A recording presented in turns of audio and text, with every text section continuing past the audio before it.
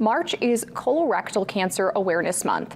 St. Joseph Healthcare hosted an interactive educational event today to spread awareness about the disease. The event, Strolling Through the Colon, gave people the opportunity to walk through an inflatable colon and talk to the St. Joe staff about the importance of colorectal cancer screening.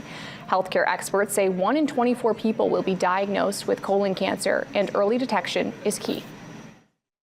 Sometimes there aren't any signs or symptoms, so it's important to get screenings young. What we're finding is that people are developing colorectal cancer earlier in life than they ever used to, so it's important to get screening. We typically are finding things that are precancerous and removing them before they can turn into cancer, but in the off chance that we do find a colon cancer, the outcomes for people that are found to have cancer at a screening procedure are better than those who present with symptoms much later. They advise people to start getting screened at the age of 45 or earlier if family members have been diagnosed with colon cancer.